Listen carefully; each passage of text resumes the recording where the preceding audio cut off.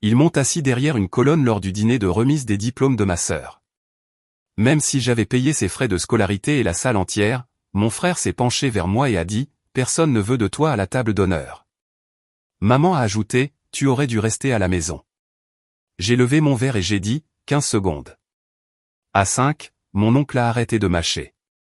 À 11, mon père a serré sa fourchette. À 15, ma sœur a chuchoté « Oh mon Dieu, il a tout trouvé ». Mon nom est Raymond Cooper. J'ai 33 ans.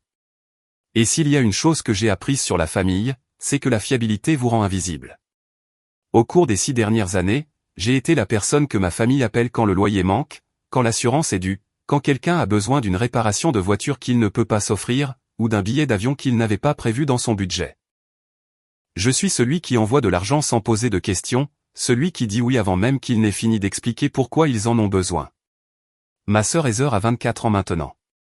Elle a obtenu son diplôme la semaine dernière avec mention, un diplôme de commerce d'une université privée qui coûte 42 000 $ par an. 4 ans, les frais de scolarité complets, la chambre et la pension, les livres, les mises à niveau d'ordinateur portable, les voyages de vacances de printemps qu'elle appelait opportunités de réseautage, j'ai tout payé, chaque dollar. Mes parents m'ont dit que c'était un investissement dans la famille, que Heather était brillante, destinée à la grandeur, et que quelqu'un devait faire des sacrifices. Ils ont clairement fait comprendre que ce quelqu'un, c'était moi. Je n'ai pas fait d'études supérieures. J'ai commencé à travailler dans la construction à 19 ans, je suis passé à la logistique à 22 ans, et j'ai gravi les échelons jusqu'à la gestion de la chaîne d'approvisionnement. Je gagne décemment ma vie maintenant, assez pour couvrir mon appartement d'une chambre, ma berline d'occasion et le flux incessant de demandes qui remplissent mon téléphone. Maman et papa vivent dans une maison de 3 chambres que j'ai aidé à conserver quand les heures de papa ont été réduites il y a 5 ans. J'ai payé leur hypothèque pendant 8 mois consécutifs. Ils ont fini par refinancer, se sont remis sur pied, et n'en ont plus jamais reparlé. Comme si cela n'était jamais arrivé. Mon frère Harold a 29 ans. Il travaille à temps partiel dans une salle de sport, se dit entrepreneur et conduit une voiture pour laquelle j'ai cosigné il y a 3 ans. Il n'a toujours pas effectué un seul paiement. La facture mensuelle est prélevée automatiquement sur mon compte. J'ai arrêté de lui poser des questions à ce sujet après la 10e excuse. Heather a toujours été l'enfant prodige. Des notes excellentes au lycée, des bourses qui couvraient peut-être 30% de ses frais, le reste retombait sur moi. Maman m'a dit que c'était temporaire, juste jusqu'à ce que Heather soit diplômée et trouve un vrai travail, qu'elle me rembourserait un jour. Je l'ai cru. Je les ai tous crus. Les dîners de famille se passaient sans moi, à moins que quelqu'un n'ait besoin de quelque chose. Les vacances étaient facultatives pour moi, mais obligatoires pour tous les autres. J'ai travaillé la plupart des fêtes de la fête de l'Action de grâce, la plupart des Noëls, prenant des gardes payés temps et demi. Cela permettait de couvrir plus facilement les factures. Quand Heather s'est fiancée l'année dernière à un gars nommé Shawn, un type de la finance avec un fonds fiduciaire et de l'arrogance, je n'ai pas été invité à la fête de fiançailles. Maman a dit que c'était une petite chose, juste la famille proche. J'ai vu les photos sur Instagram, 40 personnes, un toit terrasse loué, un traiteur. J'ai envoyé un SMS de félicitations. Heather l'a liké et n'a jamais répondu. Il y a 2 semaines, elle m'a appelé pas pour prendre des nouvelles, pas pour me remercier pour les 6 années de soutien. Elle a appelé pour me parler de son dîner de remise des diplômes, une grande célébration dans une salle de réception au centre-ville. Elle a dit que la famille me voulait là. J'ai ressenti quelque chose que je n'avais pas ressenti depuis des années, de l'espoir. Peut-être que c'était ça. Peut-être qu'elle allait enfin reconnaître ce que j'avais fait. Peut-être qu'il y aurait un toast, un moment où quelqu'un prononcerait mon nom avec gratitude plutôt qu'avec exigence. J'ai payé la salle. Heather m'a demandé si je pouvais aider à couvrir les frais. Elle a dit que son budget était serré et que la famille de Shawn contribuait déjà énormément. Je n'ai pas hésité. 1200 de plus pour des améliorations du traiteur. J'ai mis cela sur ma carte de crédit et je lui ai dit de ne pas s'inquiéter. Elle m'a remercié par SMS, un emoji pouce levé et 3 mots, tu es le meilleur. J'ai fixé ce message pendant longtemps. Je voulais qu'il signifie quelque chose. Je voulais croire que cette fois serait différente. Je pensais que c'était ce que faisait une famille. La salle de réception était magnifique. Plafond haut, éclairage tamisé, table ronde drapée de lin blanc avec des centres de table qui coûtaient probablement plus que mon budget d'épicerie. Je suis arrivé 20 minutes en avance, portant le seul costume que je possédais, nettoyé à sec pour l'occasion.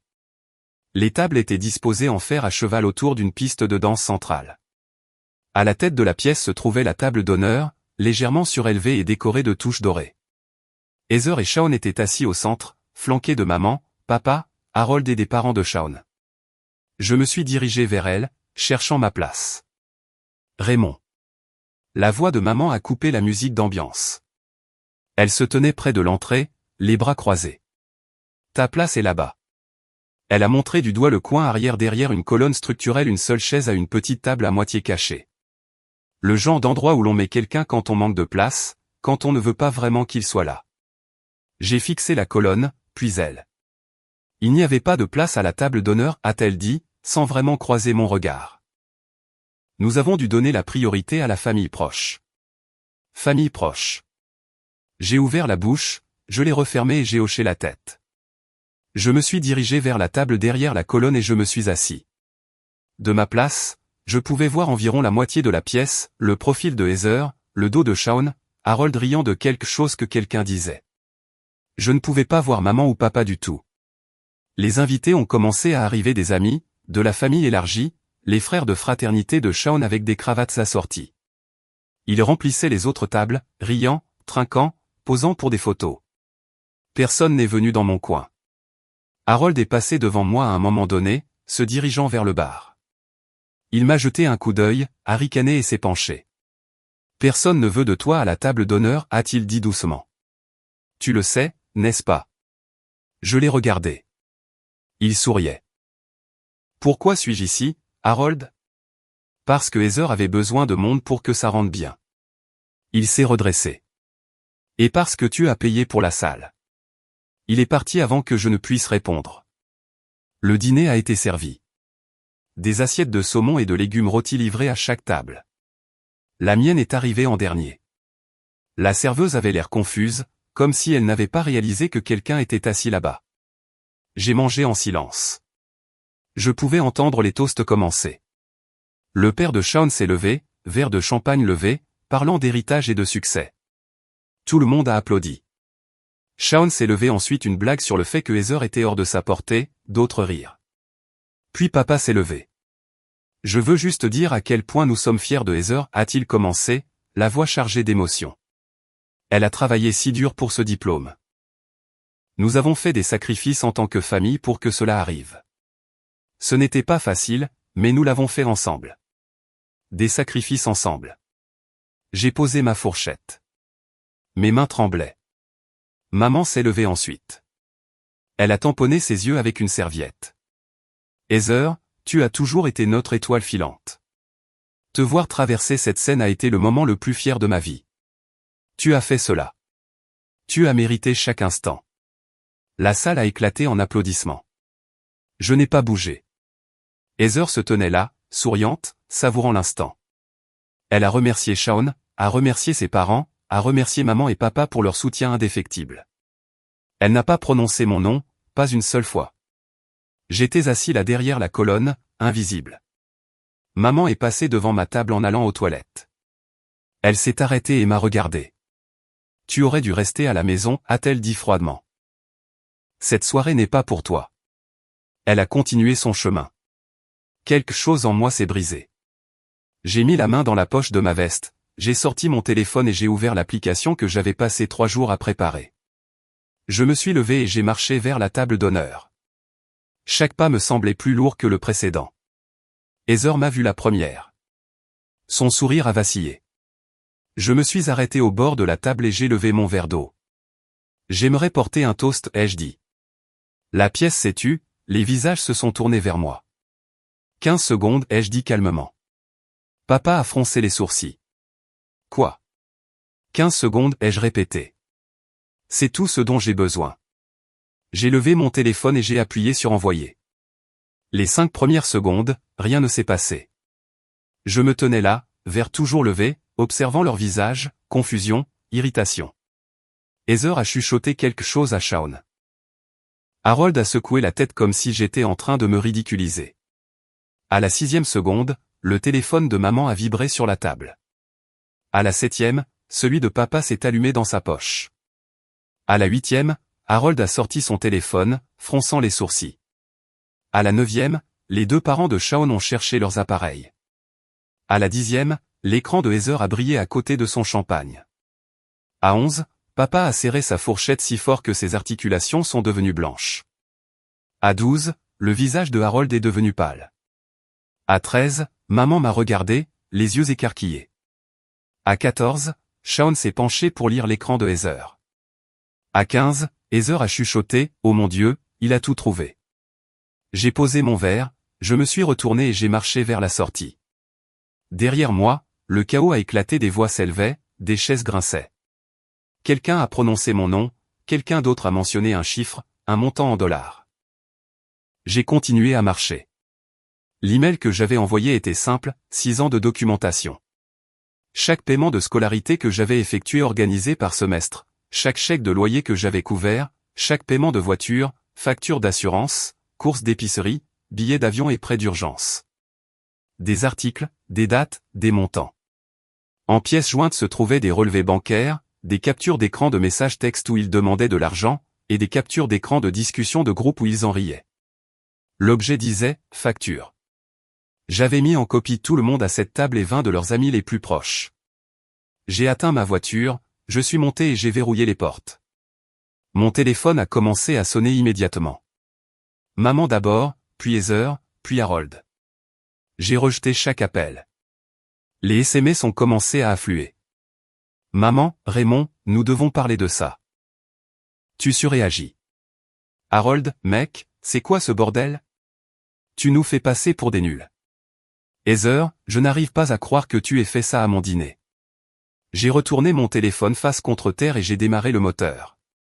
Le trajet jusqu'à la maison a duré 20 minutes. Je ne me souvenais de rien. Je me suis garé dans le garage de mon immeuble, j'ai monté 3 étages, déverrouillé la porte de mon appartement et je me suis assis sur le canapé dans le noir. Je n'ai pas pleuré. Je n'ai pas crié. Je suis juste resté assis là à fixer le mur, revoyant chaque moment, la colonne, le ricanement de Harold, les mots de maman, le discours de Heather. J'ai pensé aux 6 dernières années, les doubles gardes, les repas sautés, la dette de carte de crédit que j'avais accumulée pour m'assurer qu'ils avaient tout ce dont ils avaient besoin. J'ai pensé à mes dernières vacances, je ne me souvenais pas en avoir pris. J'ai pensé à la dernière fois que quelqu'un dans ma famille m'avait demandé comment j'allais, pas ce que je pouvais faire pour eux, juste comment j'allais. Je ne m'en souvenais pas non plus. Mon téléphone a vibré à nouveau. Un message vocal de papa. Je ne l'ai pas écouté. À un moment donné, je me suis levé, j'ai fait du café et je me suis assis à ma table de cuisine avec mon ordinateur portable. J'ai ouvert un tableur que je construisais depuis 3 mois. Chaque transaction financière, chaque service, chaque limite ignorée, j'avais tout suivi, attendant un moment où j'aurais besoin de preuves. Ce soir avait été ce moment. J'ai créé un nouveau document et je l'ai enregistré sous le nom de « Conditions de remboursement ». Je n'ai pas dormi cette nuit-là. Je suis resté assis à cette table à construire quelque chose que j'aurais dû construire il y a des années, une limite. Le dimanche matin est arrivé avec 17 appels manqués. Je les ai tous ignorés. J'ai passé la journée à exécuter un plan que j'avais esquissé dans ma tête depuis des mois, peut-être des années, sans m'en rendre compte. Chaque fois que je pensais, c'est la dernière fois, et que je cédais quand même, chaque fois que je me disais, après ça, les choses changeront, et qu'elles ne changeaient jamais, cette fois-ci était différente. D'abord, je me suis connecté à mon compte bancaire. Je payais la mensualité de la voiture de Harold automatiquement depuis 3 ans, $327 chaque mois. J'ai annulé le paiement automatique. Ensuite, j'ai appelé la société de crédit, je me suis retiré en tant que cosignataire grâce à une clause que j'avais découverte le mois dernier, et j'ai demandé que toute correspondance future soit envoyée directement à Harold. Ils m'ont demandé si j'étais sûr. J'ai dit oui. Ensuite, j'ai ouvert mon compte de carte de crédit. Heather était une utilisatrice autorisée, elle l'était depuis sa 2e année d'université. Pour les urgences, avait dit maman. Heather s'en servait pour tout, manuel scolaire, nourriture, Uber, week-end. Le solde était actuellement de $4000. Je l'ai retiré des utilisateurs autorisés et j'ai demandé un nouveau numéro de carte. L'ancienne serait refusée dès lundi matin. Ensuite, j'ai ouvert mon portail d'assurance. Papa figurait toujours sur mon plan dentaire et visuel, un ajout familial que j'avais accepté il y a 4 ans quand il avait perdu ses prestations. Je l'ai retiré, avec effet immédiat. La facture de téléphone de maman, je couvrais sa ligne sur mon forfait depuis 2 ans. J'ai appelé l'opérateur, j'ai séparé son numéro sur un compte distinct, et je lui ai envoyé les détails du nouveau compte par email. Elle devra payer sa propre facture à partir du mois prochain. J'ai trouvé le compte Netflix que je partageais avec eux tous, j'ai changé le mot de passe et j'ai déconnecté tous les appareils. Spotify, la même chose. L'abonnement à la salle de sport que je payais pour Harold, annulé. Le box de stockage que je louais pour garder les meubles de Heather quand elle a emménagé avec Shaun, j'ai envoyé un préavis de 30 jours. Chaque fil que je tenais, je l'ai lâché. À midi, j'avais rompu 12 liens financiers. À 14 heures, les SMS de panique ont commencé. Harold, pourquoi diable le paiement de ma voiture a-t-il été rejeté? Heather, ma carte ne marche pas. Qu'est-ce que tu as fait? Maman, Raymond, je ne peux pas me connecter à Netflix. Tu as changé quelque chose? Papa, appelle-moi immédiatement. Je n'ai répondu à aucun d'eux. À 16 heures, on a frappé à ma porte. J'ai regardé par le Judas, Harold. Je n'ai pas ouvert. Raymond, je sais que tu es là, a-t-il crié. Nous devons parler. C'est puéril. Je me suis assis sur mon canapé et j'ai attendu. Il a frappé à nouveau, plus fort. Tu ne peux pas couper les ponts avec tout le monde comme ça. On est une famille. Famille? J'ai failli rire. Il est resté 10 minutes. Finalement, ces bruits de pas se sont estompés dans le couloir. Mon téléphone a sonné, maman. Cette fois, j'ai laissé aller sur la messagerie. Elle a laissé un message, Raymond, je ne sais pas ce qui t'a pris. Nous t'avons mieux élevé que ça. Tu fais du mal à ta sœur. Elle est dévastée. Rappelle-moi pour qu'on puisse régler ça comme des adultes. Régler ça. Comme si c'était moi le problème. À 18 heures, Heather a envoyé un long SMS, Raymond, je suis désolé si nous avons blessé tes sentiments hier soir, mais cet email était cruel et inutile.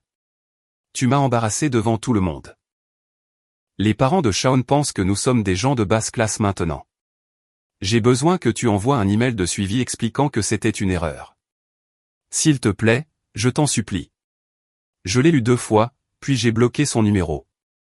Je les ai tous bloqués. Pour la première fois en 6 ans, mon téléphone était silencieux. J'ai commandé des plats à emporter, j'ai mangé sur mon canapé et j'ai regardé un film que je voulais voir depuis des mois. Je n'ai pas pensé à eux, pas une seule fois. Le mardi soir, ils se sont présentés ensemble. Je faisais la vaisselle quand j'ai entendu frapper pas avec hésitation, pas poliment, mais avec exigence. J'ai regardé par le Judas, maman, papa, Heather. J'ai envisagé de ne pas ouvrir, de prétendre que je n'étais pas là, mais je savais qu'ils continueraient de revenir jusqu'à ce que je réponde. J'ai déverrouillé la porte mais je ne l'ai pas ouverte complètement, juste assez pour voir leur visage. Nous devons parler, a dit papa. Non, ai-je dit. Les yeux de Heather étaient rouges. Elle avait pleuré. Raymond, s'il te plaît, a-t-elle dit. On peut entrer? Non. Maman a fait un pas en avant. Arrête d'être dramatique. Laisse-nous entrer. J'ai failli obéir des années de conditionnement, de dire oui, de leur faire de la place même quand il n'y en avait pas pour moi. Au lieu de cela, je suis resté sur le pas de la porte. Dites ce que vous êtes venu dire. La mâchoire de papa s'est crispée. Tu as envoyé cet email pour nous humilier. J'ai envoyé cet email pour documenter ce que j'ai payé. Tu nous as fait passer pour des profiteurs, a dit Heather, la voix brisée. La famille de Shaun pense que je suis une sorte de chercheuse d'or maintenant. L'es-tu? Elle a tressailli. L'expression de maman s'est durcie. Tu dois des excuses à ta sœur. Tu as gâché sa soirée. J'ai payé pour sa soirée. Ce n'est pas la question. Alors c'est quoi, la question? Silence.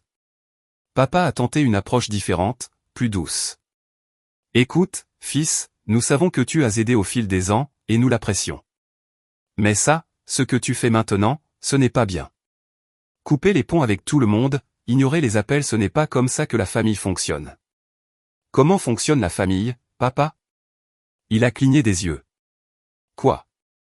Explique-le-moi.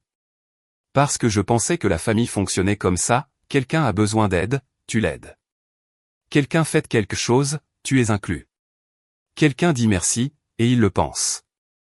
J'ai marqué une pause. Mais apparemment, je me suis trompé. Heather a essuyé ses yeux. Nous t'apprécions vraiment, Raymond. C'est juste que nous ne le disons pas assez. Vous ne le dites pas du tout. Ce n'est pas juste. Vraiment? J'ai regardé chacun d'eux. C'est quand mon anniversaire, Heather? Elle a hésité. Tu ne sais pas? Parce que tu n'es jamais venu à un seul. Pas en 6 ans.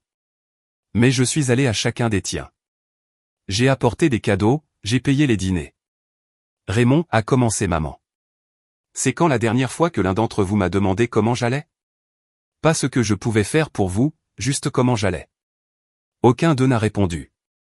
J'étais assis derrière une colonne samedi soir, ai-je dit doucement, à un événement que j'ai payé, vous regardant porter un toast à des sacrifices que j'ai faits tout en prétendant que je n'existais pas. Et quand j'ai fini par demander pourquoi, maman m'a dit que j'aurais dû rester à la maison. Maman a détourné le regard. Alors, voici ce qui va se passer, ai-je continué.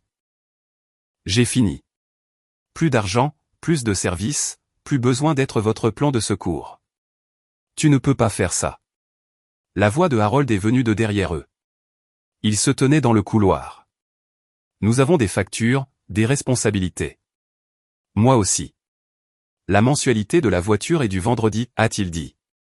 Je ne peux pas la couvrir. Alors débrouille-toi. Raymond, a dit papa, sois raisonnable. J'ai été raisonnable pendant 6 ans. J'ai fini d'être raisonnable. La voix de Heather est tombée à un murmure. Alors c'est tout? Tu nous coupes juste les vivres? C'est vous qui m'avez coupé de votre vie il y a longtemps, ai-je dit. Vous ne l'avez juste pas remarqué parce que mon argent continuait d'arriver. J'ai reculé et j'ai commencé à fermer la porte. Papa a mis sa main dessus. Raymond, ne fais pas ça. Je l'ai regardé dans les yeux. Ne me demandez plus jamais rien. J'ai fermé la porte et je l'ai verrouillée. Ils sont restés dehors pendant encore 5 minutes, frappant, m'appelant. J'ai allumé la télé pour couvrir leur voix. Finalement, ils sont partis. Je me suis assis sur mon canapé, fixant le vide. Pour la première fois depuis des années, j'ai ressenti quelque chose que je n'ai pas reconnu tout de suite, du soulagement. Je n'ai pas beaucoup dormi cette semaine-là. Au lieu de cela, j'ai travaillé. 6 ans de soutien financier ne disparaissent pas sans bruit. Cela laisse des traces, des pistes de papier, des empreintes numériques, des preuves. Je les collectais depuis 3 mois sans vraiment savoir pourquoi. Peut-être qu'une partie de moi savait que ce jour viendrait. Peut-être que j'étais juste fatigué d'avoir l'impression de devenir fou comme si mon souvenir de les avoir soutenus était d'une certaine manière moins réel que leur souvenir de l'avoir mérité. Maintenant, j'avais un but pour toute cette documentation. J'ai créé un tableur-maître, 63 onglets, un pour chaque catégorie majeure de soutien. Onglet 1, les frais de scolarité de Heather. 4 ans, 8 semestres, 42 000. J'avais chaque virement bancaire, chaque reçu du trésorier, chaque email de confirmation de l'université. Onglet 2, les frais de subsistance de Heather. Dépôt de loyer, allocation mensuelle, carte d'épicerie, argent pour l'essence, frais de sororité. Total, 34 000 $ sur 4 ans. Onglet 3, la voiture de Harold. Précosigné, 3 ans de paiement, plus l'assurance que j'avais couverte pendant 2 ans. Total, 19 000 $. Onglet 4, l'aide à l'hypothèque de maman et papa. 8 mois de paiement complet plus une aide sporadique sur 3 ans. Total, 22 000 $. Onglet 5, les factures médicales de papa. Visite aux urgences, ordonnances, soins dentaires. Total, 7 000 $. Onglet 6, les vacances en famille où je n'étais pas invité mais que j'ai payé d'une manière ou d'une autre. Les vacances de printemps de Heather, le week-end d'enterrement de vie de garçon de Harold, le voyage d'anniversaire de mariage de maman et papa. Total, 12 000 $. Onglet 7, divers. Le fourre-tout pour tout le reste. Cadeau d'anniversaire, cadeau de vacances, prêt d'urgence, appareil cassé que j'ai remplacé, service public que j'ai couvert, téléphone, service de streaming, assurance. Total, 18 000 $. Total général, 280 000 $. J'ai fixé ce chiffre pendant longtemps. 280 000 par an. Plus de la moitié de mon revenu annuel chaque année, donné à des gens qui m'ont assis derrière une colonne. J'ai tout organisé par date, par destinataire, par catégorie. J'ai créé un document de synthèse, une chronologie, une analyse des moyennes. Ensuite, j'ai fait autre chose. J'ai ouvert la discussion de groupe dont j'avais été retiré il y a 2 ans, le fil familial qu'ils avaient créé 100 mois après que j'ai demandé pourquoi je n'étais pas inclus dans les plans de la fête de l'Action de grâce. J'avais trouvé des captures d'écran enregistrées dans la sauvegarde de mon ancien téléphone. Message de maman, il est tellement sensible. Je jure qu'il prend tout personnellement. De Harold, le mec est juste dégoûté d'être coincé à jouer la banque. Quelqu'un doit payer pour les trucs. MDR. De Heather, je sais qu'il m'aide, mais parfois j'aimerais qu'il envoie juste l'argent sans les leçons. Jean, je n'ai pas demandé à naître dans cette famille. De papa, Raymond part d'un bon sentiment. Il ne comprend juste pas les priorités. J'ai enregistré chaque capture d'écran horodatée, datée. Ensuite, j'ai rédigé une mise en demeure formelle. Je n'étais pas avocat, mais j'avais regardé assez de séries juridiques et consulté assez de ressources gratuites en ligne pour en connaître les bases. Je l'ai gardée simple, professionnelle, froide. Acquis de droit, cette lettre sert d'avis formel de dettes impayées dues à Raymond Cooper. 6 juin, vous trouverez la documentation détaillée du soutien financier fourni entre 2018 et 2024. Montant total dû, 280 000 $. Le paiement est demandé en totalité dans les 30 jours suivant la réception de cet avis. Tout défaut de réponse entraînera des poursuites judiciaires ultérieures. J'ai imprimé 3 copies, signé chacune d'elles et préparé 3 enveloppes manille, une pour maman et papa, une pour Heather et Shaun, une pour Harold. J'ai également préparé un deuxième email, celui-ci envoyé à une liste plus large, famille élargie, amis proches, les parents de Shaun, les gens qui étaient à ce dîner de remise des diplômes, les gens qui m'avaient vu assis derrière une colonne. L'objet, transparence. Le corps, court, simple. Pour ceux qui ont été témoins du récent différend familial, je voulais fournir un contexte. 6 juin, une comptabilité complète du soutien financier que j'ai fourni sur 6 ans. Je ne suis plus capable ni disposé à poursuivre cet arrangement. Je souhaite le meilleur à tout le monde. J'ai programmé son envoi dans 48 heures. Cela leur donnait 2 jours pour répondre à la mise en demeure avant que la seconde vague ne frappe. J'ai scellé les enveloppes, les ai adressées et les ai empilées près de ma porte. Demain, je les posterai. Ce soir, j'ai dormi mieux que depuis des années. J'ai posté les lettres jeudi matin. Courrier certifié, signature requise. L'employé de la poste m'a demandé si j'avais besoin d'une assurance. Non, ai-je dit. Le contenu n'a plus de valeur pour moi. J'ai suivi les livraisons en ligne. Toutes les 3 sont arrivées vendredi après-midi. Maman et papa ont signé à 14h47. Heather a signé à 15h12. Harold a signé à 16h03. Mon téléphone a commencé à sonner à 16h09. Je n'ai pas répondu. À 18h, j'avais 42 appels manqués. À 20h, 71 SMS. J'en ai lu quelques-uns. Maman, c'est de l'extorsion. Tu ne peux pas faire ça. Papa, tu essaies de détruire cette famille. Heather, je me marie dans 4 mois. Tu demandes sérieusement de l'argent maintenant? Harold, mec, je n'ai pas 19 000 $. Tu es fou? Shaun, étonnamment, nous devons nous voir. C'est inacceptable. J'ai supprimé la plupart d'entre eux sans les lire. À 21h, on a frappé à ma porte. J'ai regardé par le Judas, Shaun, seul. J'ai ouvert la porte à moitié. Raymond, a-t-il dit, esquissant un sourire. On peut se parler d'homme à homme. Non. Le sourire a disparu. Écoute, je comprends. Tu es contrarié. Mais réclamer de l'argent comme ça? Ce n'est pas cool. Heather est dévastée. Elle peut être dévastée avec son propre argent. Allez. Tu n'espères pas vraiment qu'on paie ça? Si. Il a ri un rire court et amer. On n'a pas 200 briques qui traînent. Moi non plus, mais je les ai trouvées pendant 6 ans. Sa mâchoire s'est serrée. Tu es vindicatif. Je suis clair. Qu'est-ce que tu veux de nous? Plus rien. Alors pourquoi la lettre? Parce que quelqu'un devait le dire à haute voix. Vous m'avez utilisé, vous tous. Et quand j'ai demandé un respect de base, vous m'avez dit que j'aurais dû rester à la maison. Shaun s'est approché, son ton devenant plus dur. Tu sais ce que je pense? Je pense que tu es jaloux. Jaloux que Heather ait trouvé quelqu'un qui puisse vraiment s'occuper d'elle. Quelqu'un qui n'a pas besoin de jeter de l'argent par les fenêtres pour se sentir important. J'ai failli fermer la porte. Puis je me suis arrêté. Shaun, ai-je dit doucement. Tu portes une montre que j'ai achetée à Heather pour son anniversaire l'année dernière. Elle t'a dit que c'était de ses parents. Tu es venu ici dans une voiture avec une assurance que je payais jusqu'à la semaine dernière. La bague à ton doigt a été ajustée chez un bijoutier que j'ai payé quand son compte était à découvert. Son visage est devenu pâle. Ne me parle pas de prendre soin d'elle, ai-je dit. Tu as pris soin d'elle avec mon argent. J'ai fermé la porte.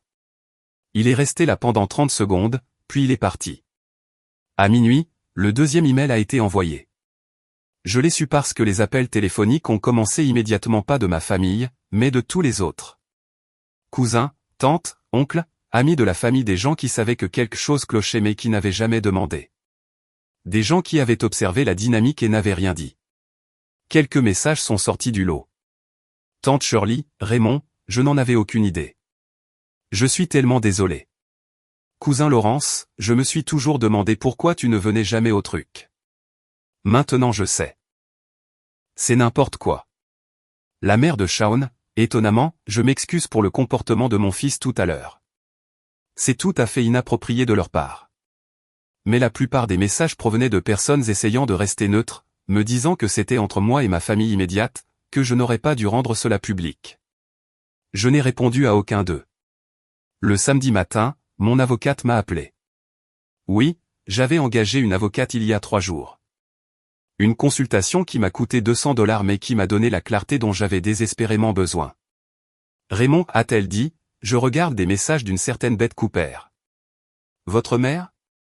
Elle menace de vous poursuivre pour harcèlement. Peut-elle le faire? Pas avec succès. Vous avez de la documentation. Vous avez fait une demande légitime de remboursement et vous n'avez menacé personne. Mais elle pourrait vous rendre la vie difficile pendant un certain temps. Qu'elle le fasse. Il y a eu un silence. Êtes-vous sûr de vouloir continuer? Le droit de la famille devient vite complexe. Je suis sûr. Très bien.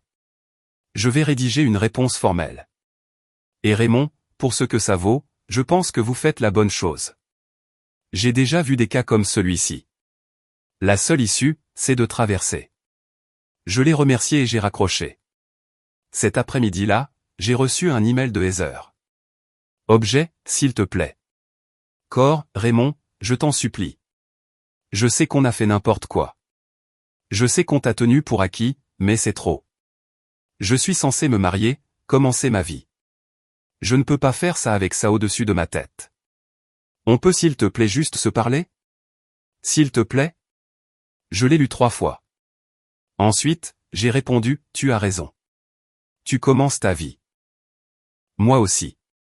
J'ai cliqué sur envoyer et j'ai bloqué son adresse email. 3 mois plus tard, j'ai déménagé. Pas loin, juste à l'autre bout de la ville, un autre immeuble, un autre quartier. Il ne connaissait pas l'adresse. Je n'ai dit à personne que je déménageais. J'ai engagé des déménageurs un mercredi, j'ai emballé tout ce que je possédais dans des cartons, et j'ai laissé l'ancien appartement derrière moi. Les demandes juridiques sont restées sans réponse. Pas un seul dollar n'a été remboursé. Mon avocate a envoyé des lettres de relance et des avis formels. Rien n'a changé. Nous pourrions poursuivre aux petites créances, a-t-elle dit lors de notre dernière réunion, saisir les salaires, mais cela prendra des années et vous coûtera plus cher en frais juridiques que ce que vous récupérerez. Alors, je perds juste $280 000? Vous les avez déjà perdus, a-t-elle dit doucement. Au moment où vous les avez donnés sans contrat, sans limite. Ce que vous récupérez maintenant, ce n'est pas de l'argent, c'est votre vie. Elle avait raison. J'ai abandonné l'affaire judiciaire. Pas parce que je leur avais pardonné, mais parce que chercher le remboursement signifiait rester connecté. Cela signifiait plus d'appels, plus de réunions, plus d'énergie dépensée pour des gens qui ne m'avaient jamais valorisé. J'ai choisi la paix à la place. Les retombées, cependant, étaient tout ce que j'avais espéré. La voiture de Harold a été saisie 6 semaines après que j'ai arrêté de payer. J'ai vu l'avis en ligne en consultant les archives publiques. Il est retourné vivre chez maman et papa. Heather et Shawn ont reporté le mariage. J'ai entendu par une connaissance commune qu'ils ne pouvaient plus s'offrir la salle, les parents de Shawn ont refusé de les aider après avoir appris la situation. Maman et papa ont refinancé leur maison à nouveau avec un taux d'intérêt plus élevé. Je n'ai pas demandé pourquoi. La famille s'est fracturée d'autres manières aussi. La famille élargie a pris parti. Certains m'ont défendu, d'autres ont dit que j'étais cruel, vindicatif et sans pardon. Je ne me suis engagé dans rien de tout cela. J'ai supprimé mes réseaux sociaux, changé de numéro et construit une vie qui ne les incluait pas. J'ai commencé une thérapie, j'ai parlé des limites, de la valeur personnelle, et de pourquoi j'avais passé 6 ans à essayer de gagner un amour qui aurait dû être gratuit. J'ai pris des vacances les premières en 7 ans. 4 jours à la montagne, randonnée, lecture et s'asseoir au bord d'un lac sans vérifier mon téléphone. J'ai acheté un nouveau canapé, un bon, le genre que j'avais toujours voulu mais que je n'avais jamais acheté parce que quelqu'un avait toujours plus besoin d'argent que moi. J'ai dit non à des choses, des demandes aléatoires de collègues, des invitations à des événements auxquels je ne voulais pas assister, des attentes que je ne voulais pas combler. Et c'était une sensation incroyable. Un soir, assis sur mon nouveau balcon à regarder le coucher du soleil, j'ai pensé à ce dîner de remise des diplômes, la colonne, le toast, les 15 secondes. Je ne le regrettais pas. Ni l'email, ni la mise en demeure, ni l'exposition publique. Parce que pour la première fois de ma vie d'adulte, je n'étais pas invisible. J'existais selon mes propres termes. J'ai reçu un message la semaine dernière d'un numéro que je ne reconnaissais pas. Raymond, c'est Heather. Je sais que tu m'as bloqué. J'utilise le téléphone d'une amie. Je voulais juste dire que je suis désolé. Vraiment. Je n'avais pas compris ce qu'on t'a fait subir. J'espère que tu vas bien. Je l'ai lu, j'ai pensé à répondre, puis je l'ai supprimé. Pas par colère, ni par dépit, mais parce que je ne lui devais pas de conclusion. Je ne leur devais plus rien du tout. Le soleil est passé sous l'horizon. Le ciel est devenu orange, puis violet, puis sombre. J'ai fini mon café, je suis rentré et j'ai verrouillé la porte. Quelque part à l'autre bout de la ville, ma famille parlait probablement encore de moi, toujours en colère, toujours confuse de savoir pourquoi je suis parti. Laissez-les se questionner. J'avais fini de m'expliquer à des gens qui n'écoutaient jamais. J'avais fini d'être celui sur qui on peut compter. J'avais fini d'être invisible. J'étais enfin, complètement, indéniablement libre. Et cela valait plus que $280 000. Cela valait tout.